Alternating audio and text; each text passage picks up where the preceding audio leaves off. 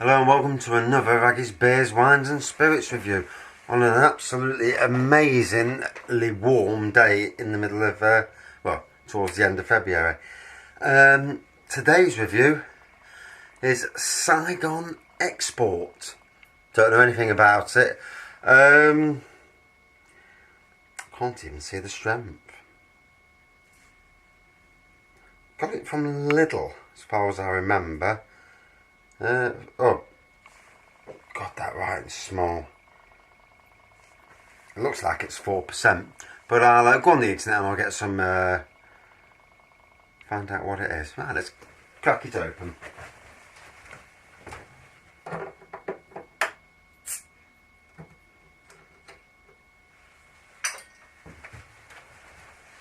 Like all these lagers that call themselves beers, it is actually a lager. The classification around the world is cranky, to say the least.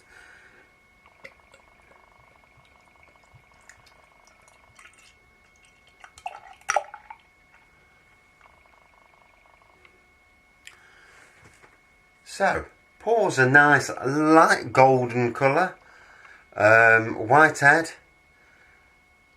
sporadic lacing around the outside, nothing through the centre, but then this glass hasn't got the widgets on the inside, so hence why it doesn't do it. Oh, now that is crisp. Very crisp, very refreshing, especially on a day like today. Right, let me just find the name of it. If I cry out in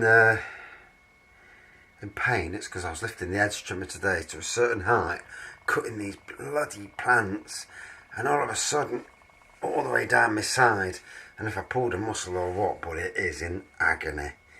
So, not what I want really, but, you know, one of them things I suppose. So, Saigon Export.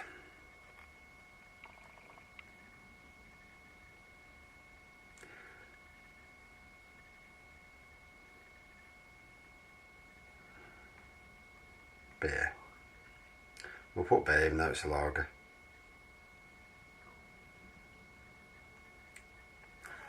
So from beeradvocate.com, just going to show you how these aggregated websites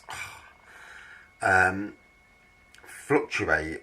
On beer, rate beer, it's got a rating of 2.0, which is a bit low, and on Beer Advocate it's 2.72.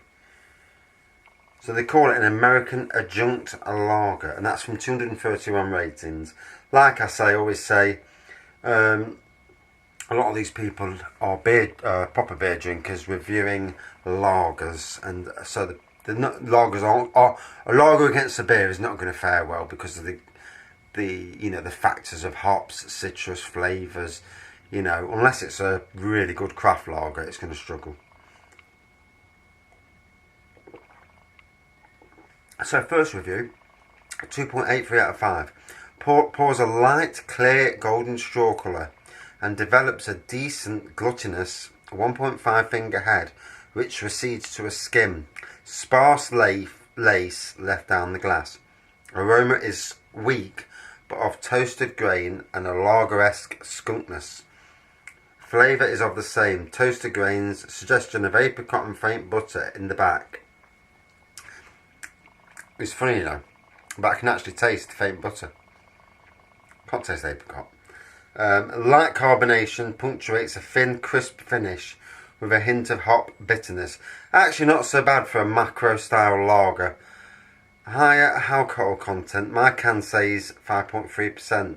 It's pretty transparent, nothing impressive, but not necessarily off-putting either, especially considering the rice content. Could easily drink a gallon without knowing it. As you could with most lagers, to be fair. I'm not reading that one, it's far too long. So, we've got another one, 3 out of 5. Bubbly, pale golden clarity shines in the light. Green apple skin and dried grass hit the nose hard. Delicate crispness balances on top of the light body. Green apple splashes down and leaves quick dried husked malt. A hot bitterness with muted flavour is all that really comes to the top.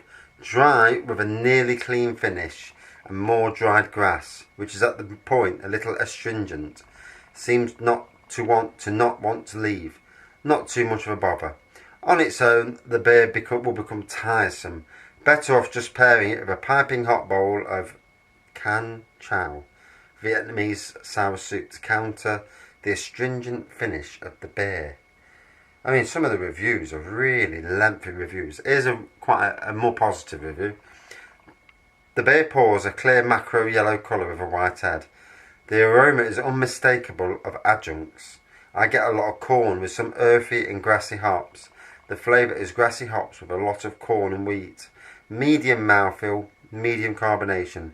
As bad as the adjuncts sound, I actually didn't mind the beer and finished my 12-ounce bottle pretty quickly. It is certainly not a great or even an above average beer, but if you have to an adjunct lager, this one is not bad. So, I ain't got a clue what the adjunct bit means, but shoulder. So, on the nose, just smells like every other lager.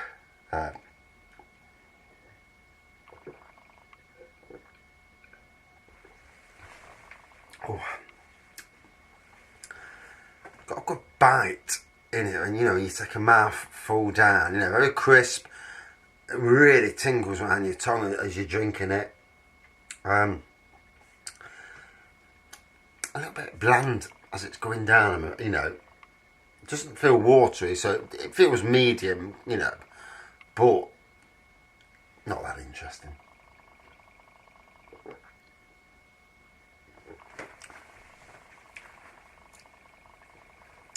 The usual, light malt, very faint hops, grass, hay, that sort of thing. Pretty standard fare, You get to the stage of these lagers where once I've got past them, once I've reviewed all the main lagers, I think apart from craft lagers, I'm not going to bother because they're all very, very samey, and they don't make for interesting reviews because they just, they're not that interesting.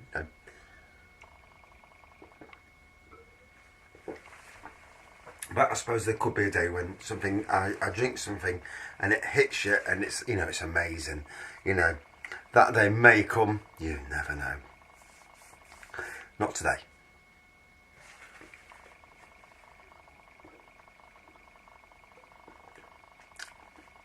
Oh, so what a day.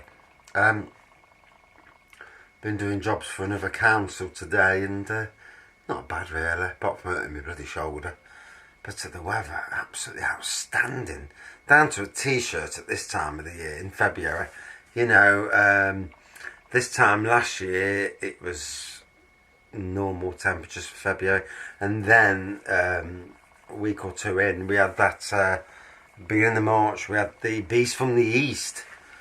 And let's hope we don't get another one this year, At the moment, I'm thinking about putting the gazebo back up and getting the rattan furniture out and maybe even getting the hot tub out, sometime soon.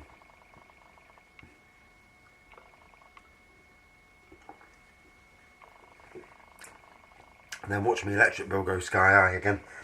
So, what can we say? Another lager, pretty standard offering. Similar sort of lager to the likes of Foster's, Carling, Carlsberg, Stella, nothing overly exciting. Not a bad lager, a bit bland, but aren't they all?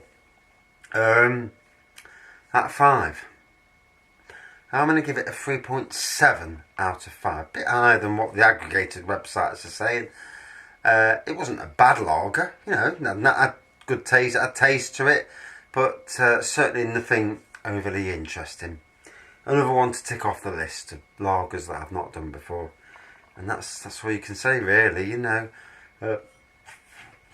It's amazing how one lager sells more than another lager because they are so very similar. Anyway, thanks for watching. See you soon.